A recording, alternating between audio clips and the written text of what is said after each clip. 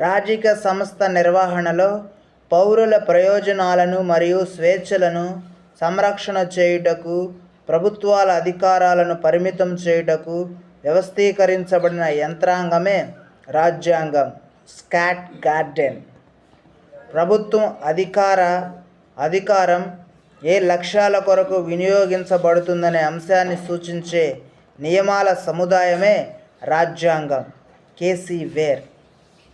ప్రభుత్వం తన అధికారాలను న్యాయబద్ధంగా నిర్వహించడానికి, ఆ మార్గదర్శకాన్ని పనిచేయుటకు అనుమతించబడిన నియమాల సముదాయమే రాజ్యాంగం.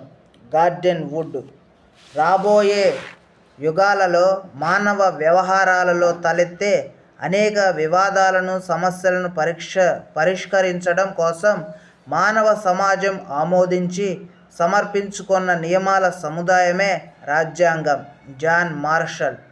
ప్రతి దేశ ప్రజాస్వామ్యం మరియు ప్రభుత్వాల భవిష్యత్ అనేది ఆ దేశ ప్రజల సార్వభౌమత్వ ప్రతిపాదికపైనే ఆధారపడి ఉంటుంది. తిరుగులేని అపరిమితమైన అధికారాలను ప్రభుత్వం కలిగి ఉండడం ఒకవైపు, చట్టబద్ధమైన పరిమితులతో కూడిన అధికారం మరొక వైపు.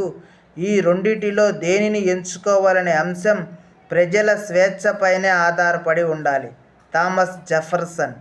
రాజ్యాంగతావాదం అనేది సంక్లిష్టమైన, వివరణాత్మక, లోతైన భావన, చారిత్రాత్మక అనుభవాల భావన.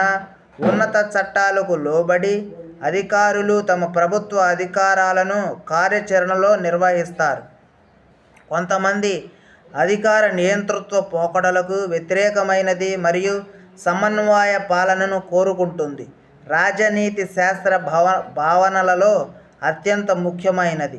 రాజ్యాంగతావాదం ప్రభుత్వ అధికారాలు తమకిష్టమైన రీతిలో అధికారాలను విచక్షణారహితంగా వినియోగించకుండా అత్యున్నతమైన రాజ్యాంగ మౌలిక శాసనానికి లోబడి నియమ నిబంధనలకు అనుగుణంగా తమ అధికారాలను నిర్వర్తించాలని పేర్కొంటుంది అని డేవిడ్ ఫెల్మన్ పేర్కొన్నాడు.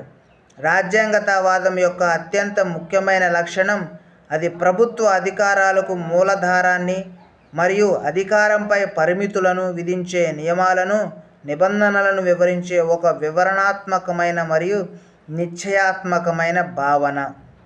William Hamilton. రాజ్యాంగతావాదం ప్రధానంగా ప్రజల ఆమోదయోగ్యమైన ప్రజల యొక్క స్వేచ్ఛలు, హక్కులు మరియు సౌకర్యాలను కలిగియుండి ప్రభుత్వం యొక్క లక్షణాలను తెలిపే ఒక వివరణాత్మక మరియు